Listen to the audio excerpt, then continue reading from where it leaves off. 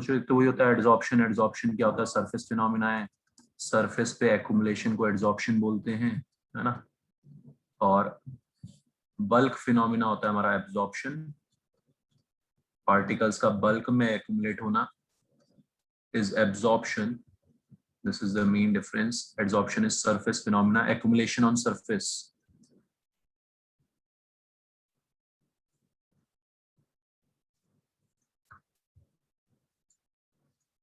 Surface पे, ठीक है। एड्सॉर्प्शन फिर से वही, सॉलिड पे गैस पार्टिकल्स अगर एड्सॉर्ब हो रहे हैं तो क्या होगा? Delta H negative, energy release होगी, एंट्रोपी भी डिक्रीज होगी. Again same, energy and entropy both decreases in this phenomena. So delta G is negative at low temperatures. बहुत कम टेम्परेचर्स पे एड्सॉर्प्शन होगा. गैस उड़ रही है, मॉलिक्यूल्स उड़ रहे हैं, ज्यादा तेजी में होंगे, ज्यादा टेम्परेचर होगा तो अट्रैक्ट नहीं होंगे. कम टेम्परेचर होगा तो फिर भी चांसेस हैं अट्रैक्शन होने के और एड्सॉर्ब होने के. So delta G is negative at low temperatures. Factors affecting adsorption में, adsorption directly proportional to pressure. जितना हम ऊपर प्रेशर अप्लाई करेंगे उतना एड्सॉर्प्शन ज्यादा होगा obviously, and inversely proportional to temperature. हाँ, इक्विलिब्रियम वाले फंडे से भी देख सकते हो, जैसे हमने dissolution of gas in liquid में देखा था. अंडरस्टूड बच्चों? Adsorption is directly proportional to critical temperature. Nature of gas पे डिपेंड कर रहा है. इजिली लिक्विफाइबल गैस ज्यादा एड्सॉर्ब होगी, है ना. अमोनिया ज्यादा एड्सॉर्ब होगी एज कंपेयर टू CO2, है ना. Polar gases will adsorb more, attraction ज्यादा होगा उनमें. Non polar gases will adsorb less, और उनमें भी मास जिनका कम होगा वो सबसे कम एड्सॉर्ब होगी. Hydrogen helium will be adsorbed least. Understood? Fourth और लास्ट फैक्टर है adsorption directly proportional to surface area.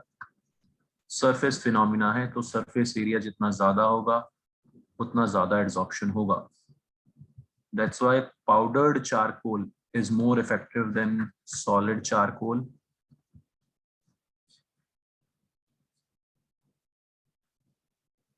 जितना पाउडर्ड फॉर्म में चीज होगी उसका सरफेस एरिया उतना ज्यादा हो जाएगा. अंडरस्टूड?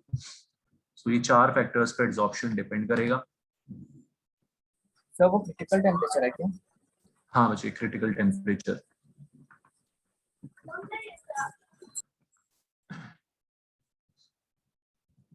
Understood everyone? ये चार फैक्टर्स पे एड्सॉर्प्शन डिपेंड करेगा. इसके अलावा सबसे इंपॉर्टेंट है यहाँ पे फिजिक्स ऑप्शन और केमिस ऑप्शन का सबसे पहले डिफरेंस.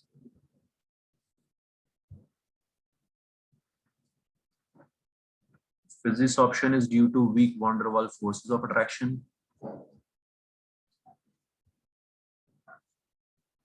सिर्फ physical attraction, forces of attraction develop होंगे तो physisorption. If strong chemical bonds बन जाएंगे तो केमिस ऑप्शन, है ना. तो strong chemical bonds are formed in Cummins option.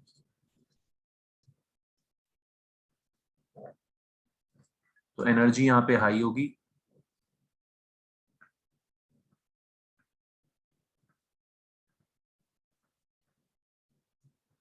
कुछ रफली 80 to 100 kilo calorie, sorry kilo joule per mole के ऑर्डर का. और यहाँ पे लो हीट ऑफ एड्सॉर्प्शन होगा, रफली 10 to 20 kilo joule per mole के ऑर्डर का.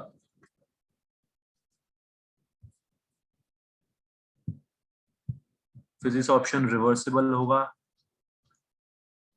आए, बैठे, रेस्ट किया, फिर कट लिए, अट्रैक्ट हुए पार्टिकल्स, बैठे, फिर थोड़ी देर बाद इजीली हट भी सकते हैं. ये इरिवर्सिबल होगा. एक बार बॉन्ड बन गया तो फिर टूटना मुश्किल हो जाएगा. केमिकल बॉन्ड बन गया तो फिर टूटना मुश्किल हो जाएगा. तो आके एक बार केमिस्ट ऑप्शन हो गया तो फिर निकलना मुश्किल हो जाएगा. Irreversible. Not specific physical adsorption कहीं पे भी हो सकता है, किसी की भी पार्टिकल्स के बीच में. चारकोल के ऊपर कोई भी गैस एड्सॉर्ब हो सकती है, हाइड्रोजन, हीलियम, अमोनिया, ये सब. समझ में आ रही बात? ये हाईली स्पेसिफिक, बहुत स्पेशल केसेस बनेंगे जहां पे बॉन्ड फॉर्म हो जाएंगे. और एक स्पेशल केस आपको बताइए, Catalytic hydrogenation is also a result of an application of chemisorption. ठीक है, मेटल, ये डी ब्लॉक मेटल्स की टेंडेंसी होती है to form hydrides with hydrogen. तो मेटल सरफेस पे हाइड्रोजन के मॉलिक्यूल्स आते हैं, पहले फिजिसॉप्शन होता है, अट्रैक्ट होते हैं, फिर केमिकल बॉन्ड्स बन जाते हैं इनके बीच में, इनके केमिकल बॉन्ड्स बनते हैं और बीच का बॉन्ड ब्रेक हो जाता है, इस तरह से हाइड्रोजनेशन होता है। एच को तोड़ दिया, पैलेडियम ने एच को तोड़ दिया, फिर आएगा इथीन, एक एच इधर से उठाएगा, एक एच इधर से उठाएगा और बन जाएगा CH3CH3। हाईली स्पेसिफिक, एक दो ही एग्जांपल्स होंगे, हमें एक ही बस ध्यान रखना है। ये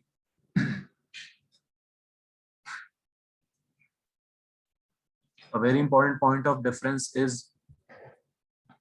adsorption isobar। तो एड्सॉर्प्शन आइसोथर्म पढ़ेंगे, एड्सॉर्प्शन आइसोबार पढ़ेंगे। आइसोबार मतलब सेम प्रेशर पे टेम्परेचर के साथ वेरिएशन विद टेम्परेचर को, है ना। दो फैक्टर्स होते हैं बच्चों, टेम्परेचर और प्रेशर मेन। तो जब हम टेम्परेचर के साथ वेरिएशन देखते हैं उसको आइसोबार बोलेंगे, क्योंकि ऑब्वियसली हम जब टेम्परेचर के साथ वेरिएशन देखेंगे तो प्रेशर को क्या कर देंगे, कांस्टेंट कर देंगे। Understood everyone? तो फिजिक्स ऑप्शन में टेम्परेचर इंक्रीज होने के साथ साथ डिक्रीज होता है,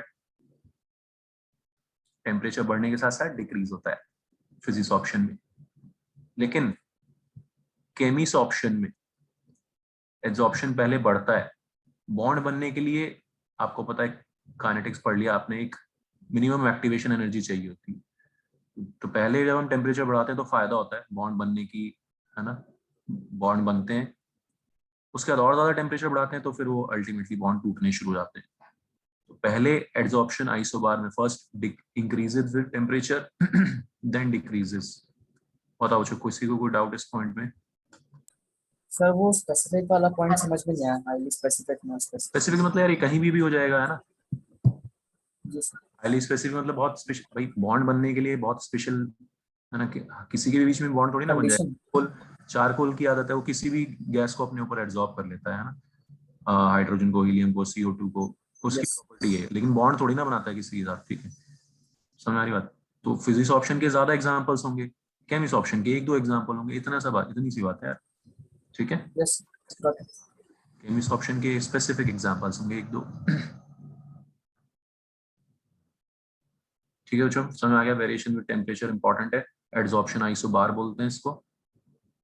first increases with temperature then decreases with temperature. Physisorption यार -25 डिग्री सेल्सियस, -70 डिग्री सेल्सियस, है ना, बहुत नेगेटिव टेम्परेचर, मतलब बहुत ठंडे टेम्परेचर पे फिजिक्स ऑप्शन बहुत देखा गया है।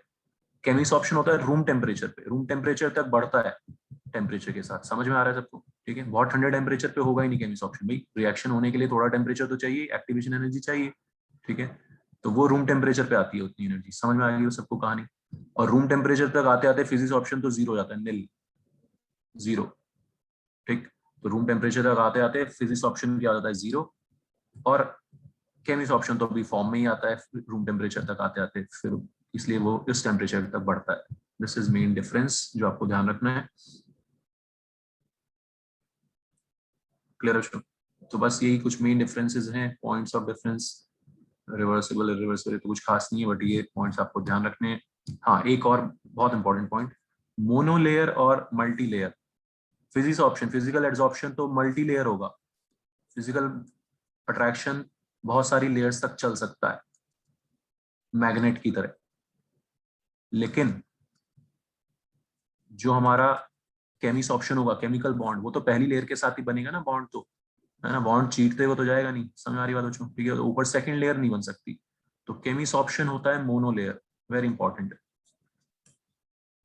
Cummins option is monolayer phenomena, physics option is multilayer. Understood everyone?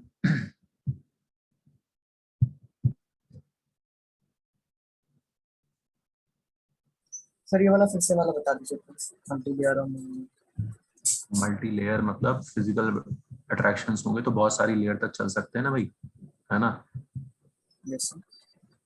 ठीक है।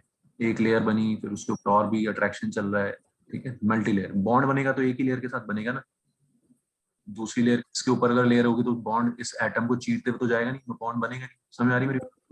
तो बस, तो फिर ठीक है, तो ये हो गया हमारा मोनो लेयर। ठीक है, ये फंडा है।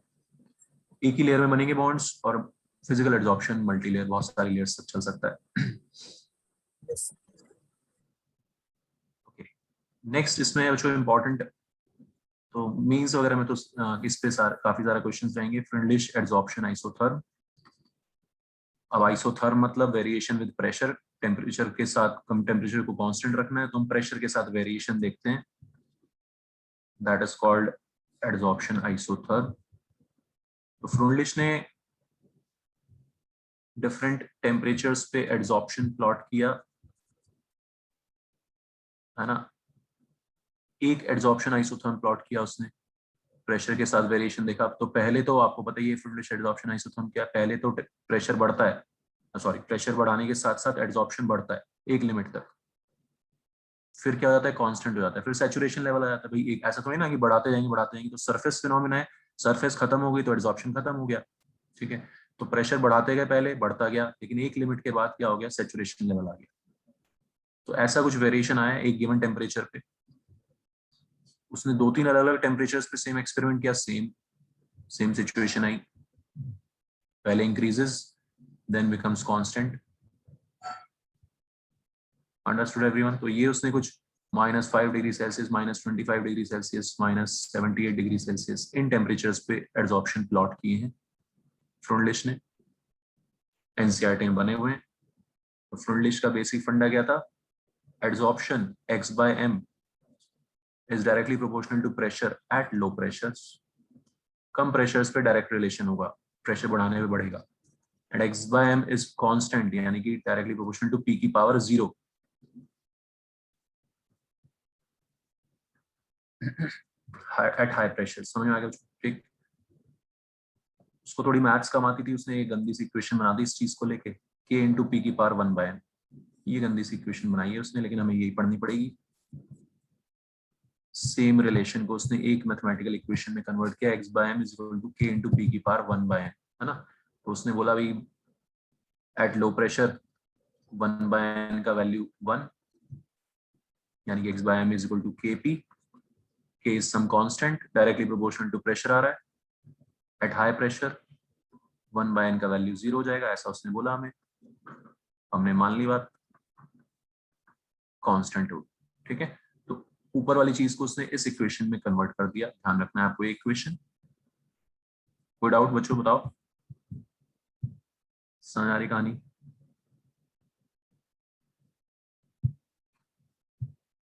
ठीक है, इस इक्वेशन में उसने कन्वर्ट कर दिया, और मीन्स वगैरह में इसके, है ना, इस इक्वेशन के साथ खेलेंगे बहुत सारा। तो इसका लॉग ले लिया, लॉग के ऊपर क्वेश्चन आएगा, 2-3 अभी देखेंगे हम। इस इक्वेशन का लॉग ले, log x/m is equal to log p log k plus 1/n log p।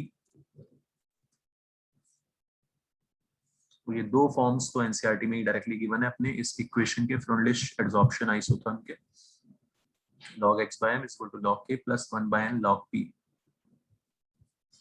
Understood everyone? ठीक है, तो ये क्या है, ये स्ट्रेट लाइन इक्वेशन है log x/m और log p के बीच में।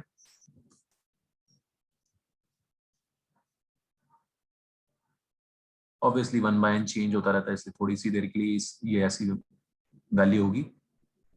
क्लियर है, समझ आ रही सबको बात? ठीक है, स्लोप क्या है इसका 1/n, इंटरसेप्ट क्या है log k, इसके ऊपर क्वेश्चंस आपको मिलेंगे, है ना। तो एडजॉर्प्शन में ये सारे पॉइंट्स अपने को ध्यान रखने हैं। किसी को कोई डाउट हो तो पूछ लो भाई, है ना। एडजॉर्प्शन में क्या सारे पॉइंट्स ध्यान रखने हैं, फिजिक्स ऑप्शन केमिस ऑप्शन में डिफरेंस इंपॉर्टेंट है। ऑलराइट, केमिस ऑप्शन में बॉन्ड बनते हैं, ये बात इंपॉर्टेंट है। और उसके बाद ये फ्रिंडलिश एडजॉर्प्शन आइसोथर्म्स, आइसोथर्म क्या होते हैं, आइसो बार क्या होते हैं, वो बात को पता होना चाहिए आपको। सर हाँ जी, सर ये जो आपने स्लोप बनाया सर, उसके वहां पर सर मतलब गैप क्यों है थोड़ा सा, मुझे समझ नहीं। गैप नहीं है मतलब, गैप क्यों है? सर जो आपने स्लोप ड्रॉ किया है log x वाला, x/m, सर जो हाँ लाइन है, हाँ, ओरिजिन से क्यों नहीं पास हो रही, ये पूछ रही हो? नहीं नहीं सर, उसके बीच से वो ब्रेक क्यों है मतलब। ब्रेक क्यों है? ये यार अभी हमने ऊपर पढ़ा ना कि 1/n की वैल्यू वेरी कर रही है, कभी 1 है कभी 0 है। ओके। ठीक है, तो हम एकदम परफेक्ट स्ट्रेट लाइन लंबी तो बना ही नहीं सकते ना।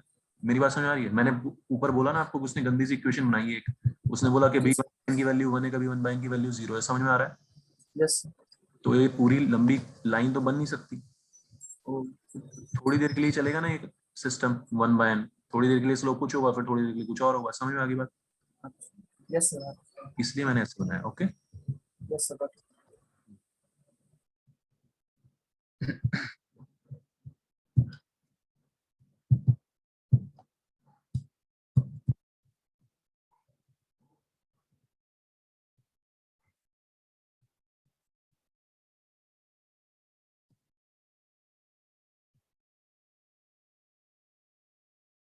ये थर्ड क्वेश्चन एक बार इसी पे है, ट्राई करो एक बार, फ्रेंडली शेड्स ऑप्शन आइसोथर्म पे।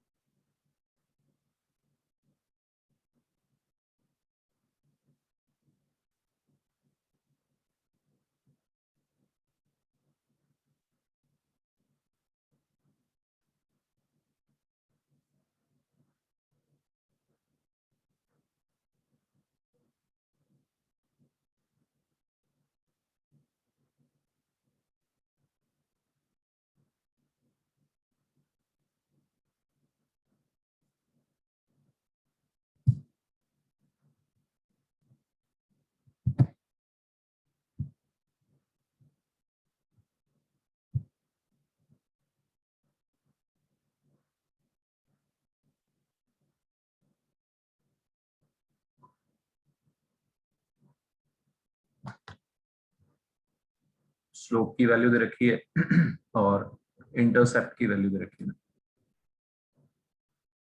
तो जो इंटरसेप्ट क्या है log k, और स्लोप क्या है 1/n। हमें x/m का वैल्यू निकालना है। मैथ्स है, कुछ भी नहीं है इसमें, ठीक है? इसमें हमारी बात तो सिंपल मैथ्स लगानी है।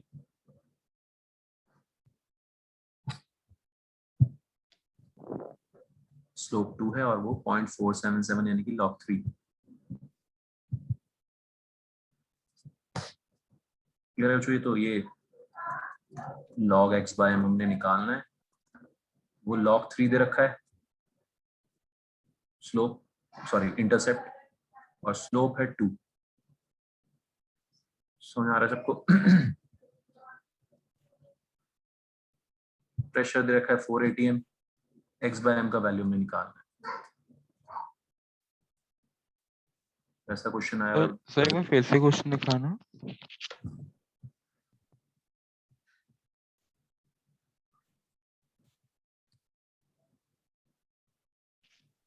सर लॉग के से 0.471 नहीं होगा?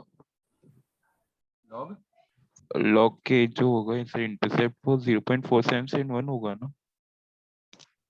हाँ, तो उसके लिए मैंने log 3 लिख दिया। कोई दिक्कत? अच्छा अच्छा, समझ आ गया सर, समझ आ गया, मैं गलती कर रहा हूँ। ठीक है, तो उसके लिए हमने log 3 रख दिया बस। ये है ना, क्योंकि हमने log में ही खेलना है, x/m की वैल्यू निकालने log में खेलना पड़ेगा। log की प्रॉपर्टीज लगा देंगे, log 4 का स्क्वायर, और log a plus log b क्या होता है, log a into log b। समझ रहा है? 48 आंसर आ जाएगा। x/m की वैल्यू आ जाएगी 16 3 जा 48। समझ में आ गई बात? ये log में खेलना था, इसलिए हमने इसको उसमें कन्वर्ट कर दिया। अंडरस्टूड? Yes sir. ये फोर्थ क्वेश्चन थियोरेटिकल देखो एक बार। अरे इसके दूसरे ऑप्शन नीचे, चलो एक बार ये पढ़ लो ऊपर, छोटा कर देते हैं।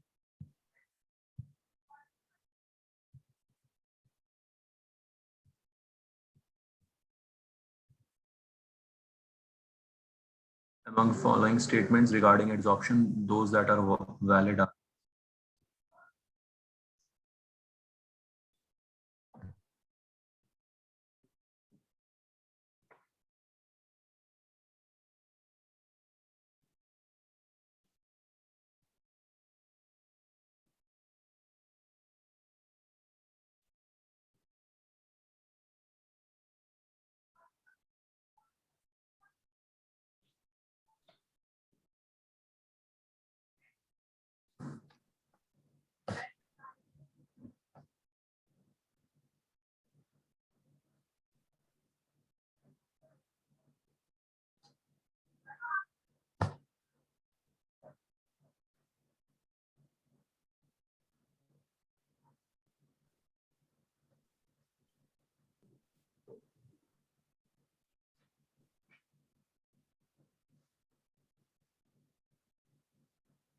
ठीक है, मजेदार स्टेटमेंट्स से बना रखे हैं इन्होंने, देख लो एक बार, खतरनाक से।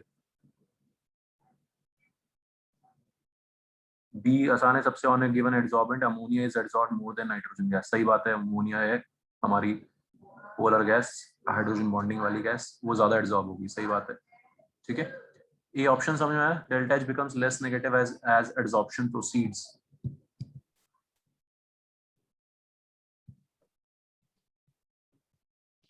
सर ए वाला समझ नहीं आया। एडसॉर्प्शन जैसे से आगे बढ़ेगा तो क्या होगा, लेकिन डेल्टा एच की वैल्यू तो वही रहेगी ना, मतलब एक इक्वेशन के लिए डेल्टा एच की वैल्यू तो सेम रहती है। Yes sir. ठीक है, तो डेल्टा एच तो फिक्स वैल्यू होती है रिएक्शन के लिए, delta H is a fix value. समझ में आ रही बात? डेल्टा एच क्या होता है, इतना किलोजूल पर मोल। एडसॉर्प्शन भले ही कम हो जाए, हीट कम रिलीज होगी, एडसॉर्प्शन कम होगा बाद में ना, धीरे धीरे जैसे जैसे एडसॉर्प्शन होता जाएगा एडसॉर्प्शन कम होता जाएगा, लेकिन पर मोल तो उतना ही रहेगा वैल्यू, पर मोल तो डेल्टा एच की वैल्यू सेम रहेगी। बात समझ आई मेरी? Yes sir. ओके, तो ए इज रॉन्ग, बी सही है एक तो, बी सही है, और उसके साथ सी क्या है, अच्छा डी तो गलत है ही है, with increase in temperature equilibrium concentration of adsorbate. Sir B and C. हाँ, बी और सी हो जाएगा, on adsorption residual force along the surface, और ठीक है, रेजिडुअल जो फोर्सेज होंगी वो जो है इंक्रीज हो जाएंगी।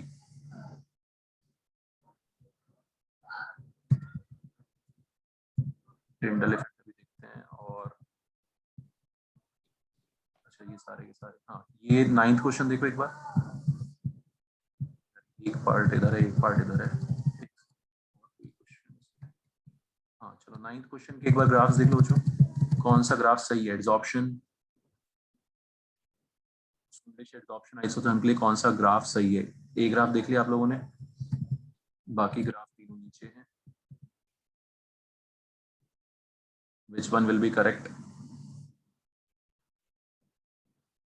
सो बी होना चाहिए। Sir B. Yes sir B. ये होना चाहिए, वेरी गुड, ठीक है, समझ आ गया सबको। तो लो टेम्परेचर पे ज्यादा होगा एडसॉर्प्शन, 200 केल्विन वाला ऊपर आएगा ग्राफ, ठीक है, और एक्स बाय एम का ग्राफ वैसा जैसा अभी हमने पढ़ा, ठीक है, क्लियर है सबको ये चीज? ओके, तो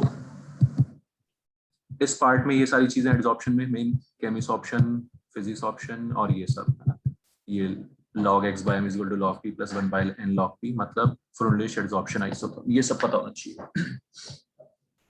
आगे बढ़ते हैं, दूसरी चीज है हमारी इसके बाद colloidal solution.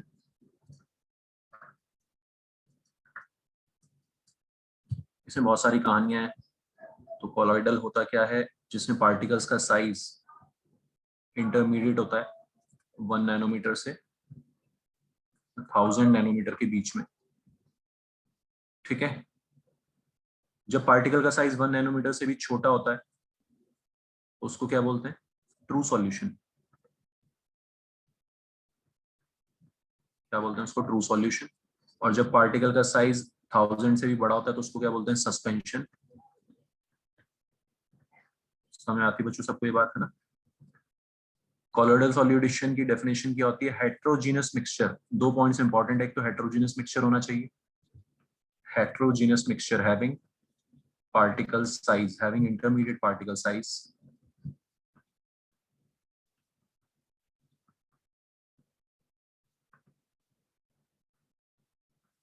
one nanometer to 1000 nanometer। ये दो कंडीशंस हैं, हेट्रोजीनियस मिक्सचर होना और पार्टिकल का साइज इस रेंज में होना, उसको हम कोलॉइडल सॉल्यूशन बोलते हैं। इसीलिए आपको पता है कि जो हम सारे केसेस बनाते हैं उसमें से गैस गैस वाला केस कोलॉइडल नहीं होता, क्योंकि गैस गैस का मिक्सचर हमेशा क्या होता है, होमोजीनियस, इसलिए वो कोलॉइडल नहीं होता, ठीक।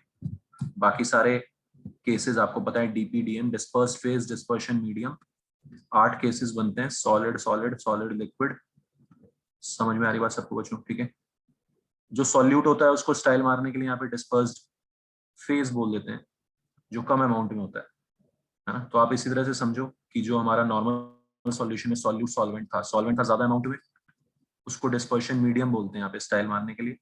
Solid solid solid liquid solid gas, 3 case ये। तो classification of colloidal solutions on the basis of physical state of DP and DM, है ना? समझ में आ रहा है ना बच्चों, सबको पढ़ा हुआ है सबने ये, liquid solid liquid liquid liquid gas.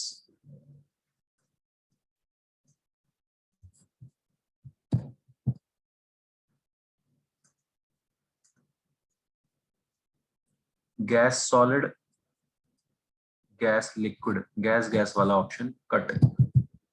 8 cases बनते हैं, समझ में आ रहा है सबको? ठीक। सॉलिड सोल बोलते हैं सॉलिड सॉलिड को, है ना? सॉलिड लिक्विड को सोल बोलते हैं, सबसे कॉमन है। सॉल्यूशन जैसा होता था, सॉल्यूशन में भी होता था, सॉल्यूट क्या होता था हमारा, सॉलिड होता था, सॉल्वेंट क्या होता था, लिक्विड होता था, that is sol. Liquid liquid को इमल्शन बोलते हैं, ठीक है? सारे मुझे भी याद नहीं है ना, आपको वो टेबल थोड़ा सा देखना पड़ेगा। Solid in gas aerosol, aerosol, very good, है ना? ये 3 तो सिंपल, सोल सॉलिड सोल और एरोसोल हो जाता है। लिक्विड एंड सॉलिड को क्या बोलते हैं? सॉलिड में लिक्विड, जेल, जेल, हाँ जेल, ठीक है। तो सॉलिड इन लिक्विड का एग्जांपल जेलीज और ये सब हो जाएगा। तो अपीयरेंस आप सोच सकते हो थोड़ा ना, जैसे जेलीज है, जेलीज में थोड़ा सॉलिड पार्ट ज्यादा है, लिक्विड पार्ट थोड़ा कम है, ऐसे सोचना है, ठीक है बच्चों? एरोसोल होता है हवा में लिक्विड, हवा में लिक्विड तो एरोसोल होता है ना, ये solid sol. Yes sir, aerosol 2 बार आना होता है। हाँ एरोसोल 2 बार आएगा, अच्छा ठीक है, ठीक है, मतलब ये मेरे को इतना याद नहीं एग्जैक्टली, ठीक है। तो एग्जांपल्स बच्चों इसके वही मिस्ट मिस्ट फॉग वगैरह के, इसका एग्जांपल हो गया गैस में लिक्विड, ठीक, एग्जांपल मिस्ट फॉग, इस तरह से।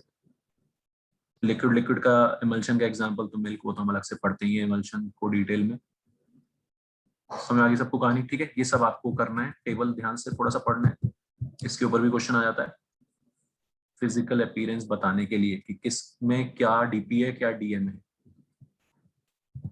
अंडरस्टूड? नेक्स्ट इंपॉर्टेंट क्लासिफिकेशन है, नेक्स्ट क्लासिफिकेशन है on the basis of type of DP particles.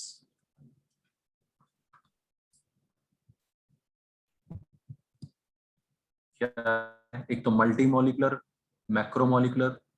Multi molecular colloid में छोटे छोटे पार्टिकल्स होते हैं, एक साथ जब इकट्ठा एक चंक बनाएंगे तब जाके कॉलॉइडल रेंज में आ पाएंगे, तब जाके कॉलॉइडल रेंज में आ पाएंगे, है ना? जैसे गोल्ड सोल है, गोल्ड का एटम खुद तो बहुत छोटा होगा, जब बहुत सारे गोल्ड के पार्टिकल्स इकट्ठे होकर एक छोटा सा चंक बनाएंगे तब जाके उनकी रेंज कॉलॉइडल रेंज में आ पाएगी। सल्फर सोल, जो भी इनऑर्गेनिक वाले होंगे, सिंपल सा फंडा है बच्चों, जो भी इनऑर्गेनिक वाले होंगे वो सारे के सारे किस में आएंगे? मल्टी मॉलिक्यूलर कॉलॉइड्स, ठीक। When many atoms collide, sorry collide बोल रहा हूँ, many atoms aggregate together to form a particle of colloidal range, ठीक है?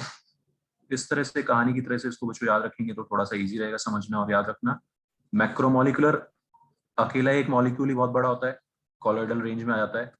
ऑर्गेनिक वाले होंगे जनरली, जैसे प्रोटीन, स्टार्च, गम, सेलुलोज, ये सारे आपको पता ही है क्या होते हैं? पॉलीमर्स होते हैं, बहुत बड़े बड़े पार्टिकल्स होते हैं, एक एक मॉलिक्यूल इनका बड़ा होता है, so they are macromolecular colloids, generally organic वाले। अंडरस्टैंड? ठीक है, समझ आ रही बात सबको? कोई दिक्कत हो? When single molecule is large enough,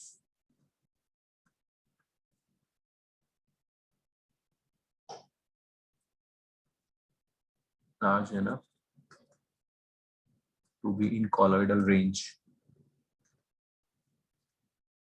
तो उसको क्या बोलते हैं? जो मैक्रोमोलिकुलर कॉलॉइड। Understood everyone? ठीक है, इनऑर्गेनिक वाले मल्टी मॉलिकुलर, ऑर्गेनिक वाले मैक्रोमोलिकुलर। थर्ड है हमारा associated colloid,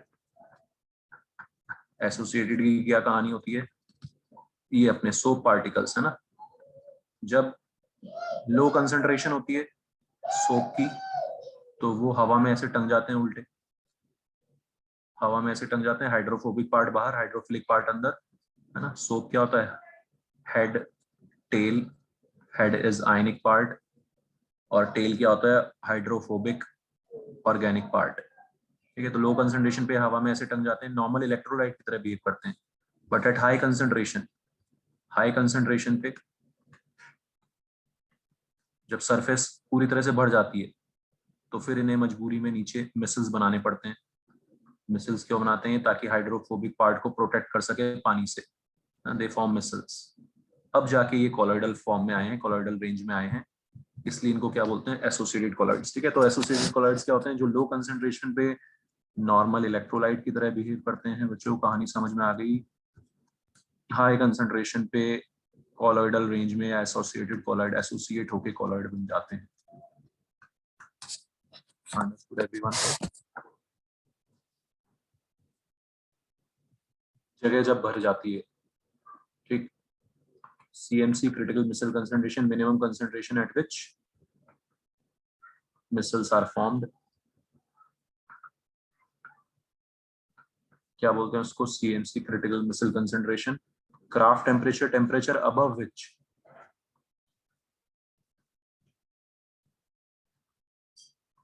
missiles are formed।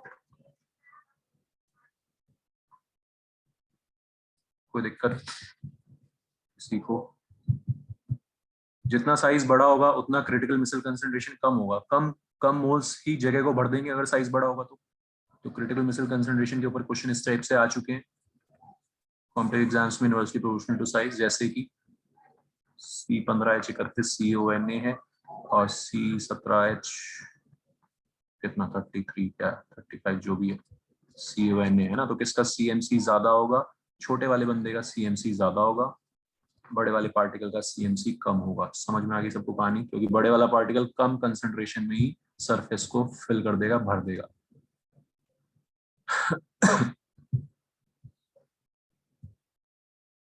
हाँ जी बच्चों, क्लियर है सबको? ये वाला क्लासिफिकेशन बहुत इंपॉर्टेंट है, सारी कहानियों पे किसी भी छोटे से पॉइंट पे क्वेश्चन बन सकता है।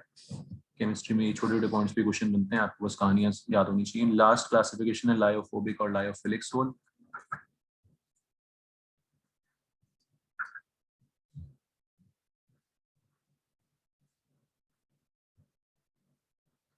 ठीक है, तो बहुत very less attraction between DP and DM. DP DM में जब बहुत कम अट्रैक्शन होता है तो क्या होता है, लायोफोबिक, है ना, दूर दूर रहते हैं एक दूसरे से, फोबिया रहता है दोनों एक दूसरे से। और high attraction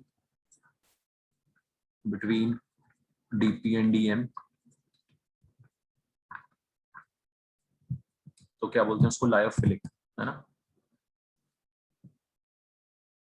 high heat of hydration होगा, हाइड्रेशन या सॉल्वेशन, समझ में आती है बात बच्चों सबको, ठीक है। सॉल्वेंट के पार्टिकल्स आके चिपक गए क्योंकि अट्रैक्शन बहुत ज्यादा है यहाँ पे डीपी और डीएम में, तो हीट ज्यादा रिलीज होगी, स्टेबल हो जाएंगे। Very low heat of hydration या सॉल्वेशन। यहाँ पर भी वही फंडा है, ऑर्गेनिक वाले जनरली लायोफोबिक होते हैं क्योंकि उनमें आपको पता है प्रोटीन्स वगैरह आपने पढ़ा हुआ भी है, एच बॉन्डिंग का सीन रहता है। किसका सीन रहता है, एच बॉन्डिंग का। अंडरस्टूड?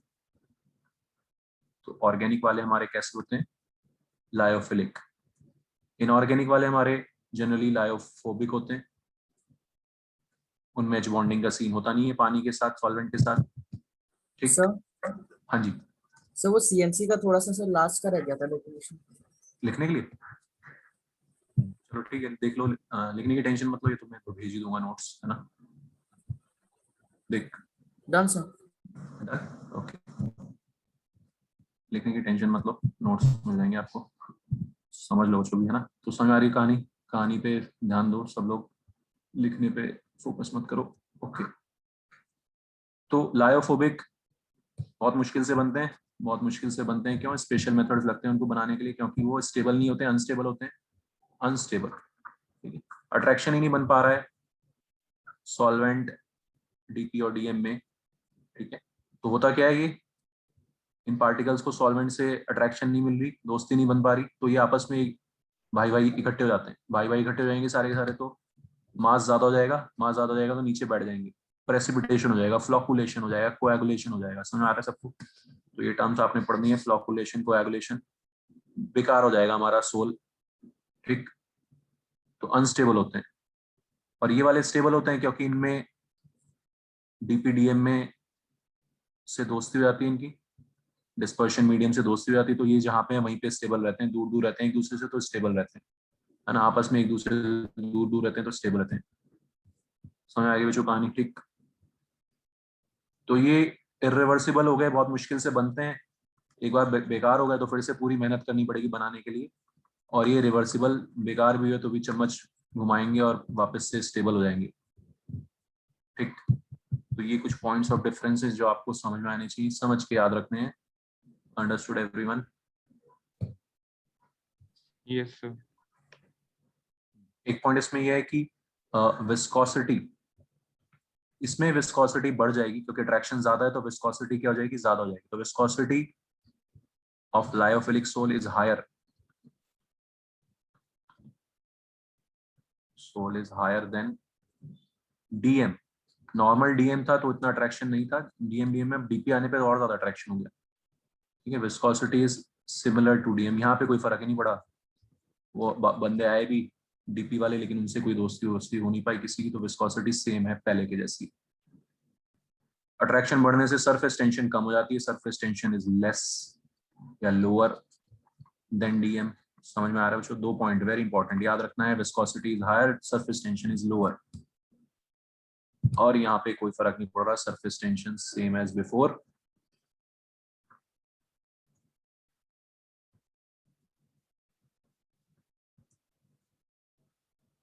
ठीक है, तो ये सारे पॉइंट्स आपको थोड़े ध्यान रखने हैं। क्वेश्चन देखते हैं इस पे।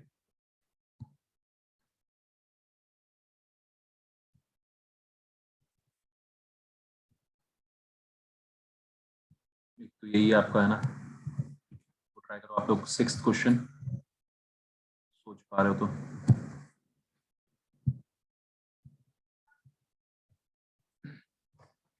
मैच द फॉलोइंग,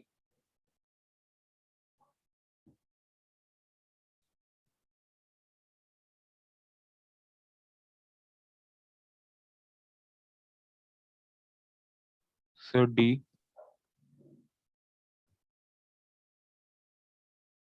हाँ इसमें थोड़ा थोड़ा जुगाड़ लगा के समझ में आ जाएगा मेरे ख्याल से सबको बच्चों में। सर मैंने सिर्फ 2 देखे, एरोसॉल और स्मोक और इमल्शन और मिल्क। अच्छा हाँ, इमल्शन तो मिल्क हो ही गया, सबसे आसान इमल्शन। जेल आपने बताया था, अभी जेलीज है ना, यही होगा जेल का। यस सर यही होगा। फोम कौन सा होगा? फ्रॉथ, फोम का फ्रॉथ हो जाएगा शायद। फोर्थ का एफ, डी ऑप्शन हो जाएगा, डी है ना। Yes sir. फोम का फ्रॉथ और जेल का जेलीज, सही बात है। एरोसोल का स्मोक, ठीक है ठीक है, जो समझ में आ गया सबको? ये पढ़ना है।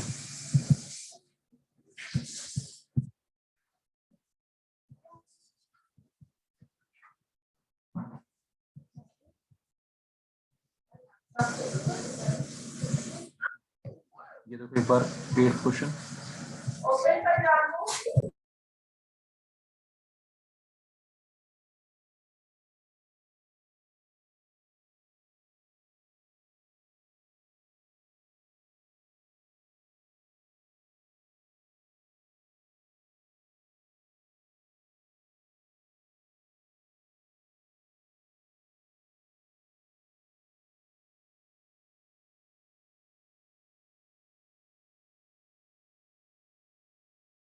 ठीक है, जो इसमें क्या हो जाएगा? डी हो जाएगा मेरे ख्याल से, है ना, कोई दिक्कत तो नहीं इसमें डी में किसी को? सीएमसी पे क्या हुआ? नीचे मिसल्स बनने शुरू हो जाएंगे, सरफेस बढ़ चुकी है, और सरफेस पे हमेशा ये है ना, कैसे बताया था, उल्टे टंगते हैं हमेशा, सिर नीचे पैर ऊपर है ना, टेल ओके सर। ऊपर की तरफ होगी, ठीक है बच्चों। वो पूंछ कैसी होती है, वो हाइड्रोफोबिक होती है। Tail is hydrophobic, organic part है वो हाइड्रोफोबिक होगा। सिंपल सा फंडा लगाना है, आंसर बताना है। Krafft temperature 10th।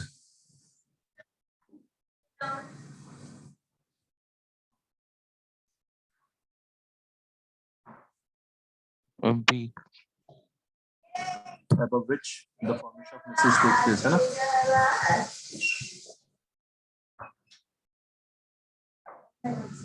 ठीक है, बी ऑप्शन हो गया, ठीक है बच्चों, कोई दिक्कत। ये 12 तो भी हमने करना है, भी करना है। चलो लास्ट क्वेश्चन और कर लो आप लोग, 11th भी कर लो एक बार ट्राई, जैसे पहले किया था वैसे सही भी होगा कुछ कुछ।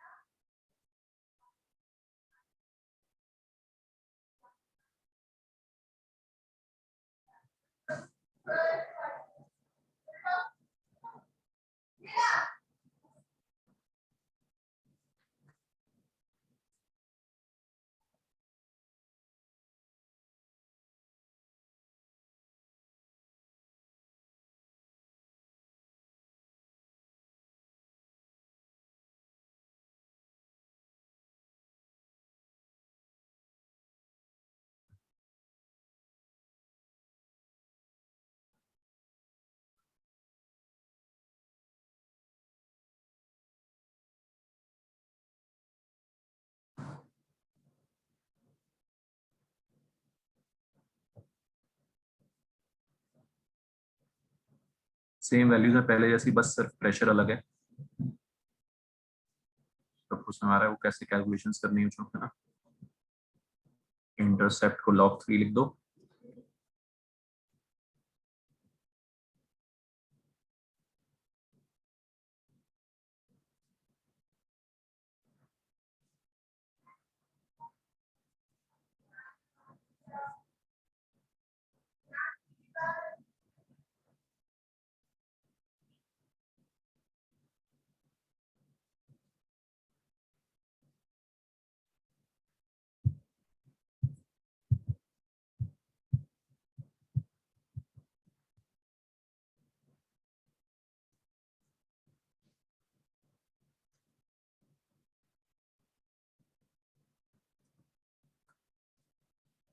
P इस बार 0.04 था, है ना, यही था।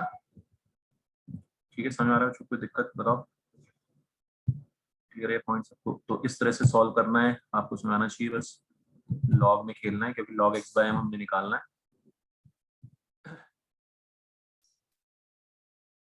तो ये स्क्वायर चला जाएगा अंदर, 0.04 का स्क्वायर मल्टीप्लाई हो जाएगा।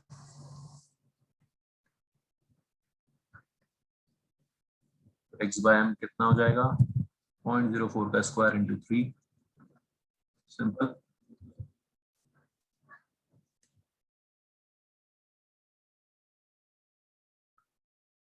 कितना हो गया, 4 हो गया 48 इंटू 10 की पावर -4, या फिर 4.8 इंटू 10 की पावर -3, ठीक है।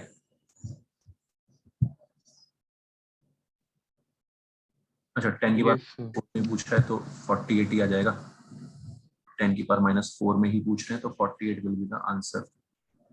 अंडरस्टूड एवरीवन, कोई दिक्कत, ठीक है। तो इसने पूछा इज डैश इंटू 10 की पावर -4 ग्राम, 48 फिर से वही आंसर जो पहले ऊपर आया था वही आंसर यहाँ पे आ गया। क्लियर है बच्चों।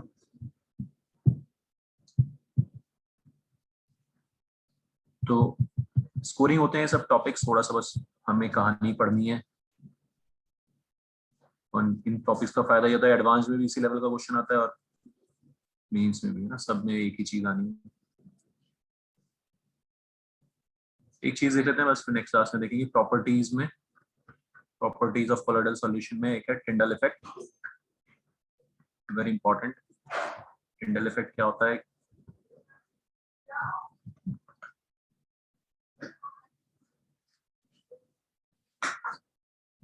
जब हम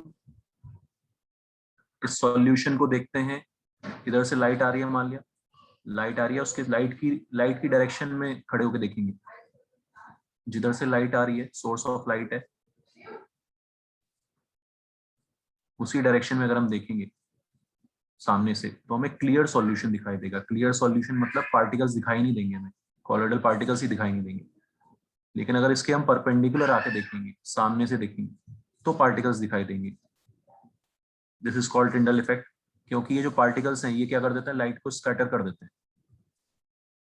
लाइट को क्या कर देते हैं, हर डायरेक्शन में स्कैटर कर देते हैं। तो पीछे मतलब उसी डायरेक्शन में जब कोई बंदा खड़ा होगा तो उसको कुछ नहीं दिखाई देगा, क्लियर सॉल्यूशन दिखाई देगा, ये पार्टिकल्स दिखाई नहीं देंगे। समझ में आ रही है भाई बात सबको? ठीक। और कोई परपेंडिकुलर डायरेक्शन में खड़ा होगा तो दिखाई देंगे। और कॉमन एग्जांपल है इसका, विंडो से जब डस्ट आती है, विंडो से डस्ट आती है तो धूप में अगर हम है ना सामने धूप की डायरेक्शन में देखेंगे, है ना, अमिताभ बच्चन बन के देखेंगे ना, वो सूरज की आंखों में आके डाल के, तो हमें कुछ नहीं दिखाई देगा। लेकिन अगर हम परपेंडिकुलर डायरेक्शन पे खड़े होकर देखेंगे तो हमें डस्ट पार्टिकल्स वहां पे तैरते हुए दिखाई देंगे। Understood everyone? So this is called Tyndall effect, scattering of light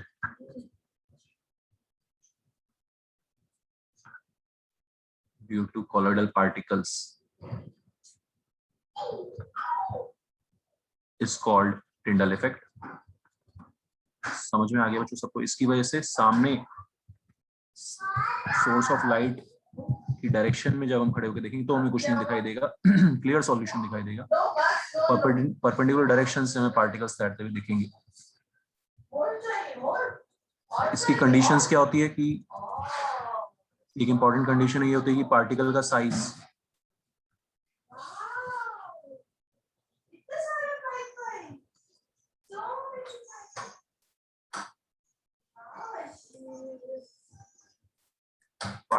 जो साइज है वो वेवलेंथ ऑफ लाइट यूज्ड के प्रोपोर्शन के ऑर्डर का होना चाहिए, उसके आसपास होना चाहिए। ये बहुत इंपॉर्टेंट इसकी कंडीशन है।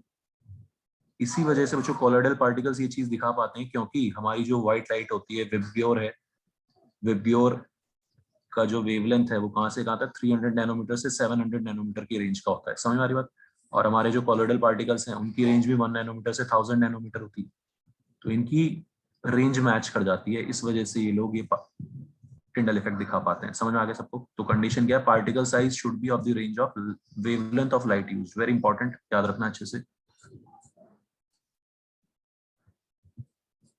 क्लियर है बच्चों सबको? ठीक, चलो नेक्स्ट क्लास में देखते हैं, इसके आगे कंटिन्यू करते हैं। Okay, bye. Thank you, sir.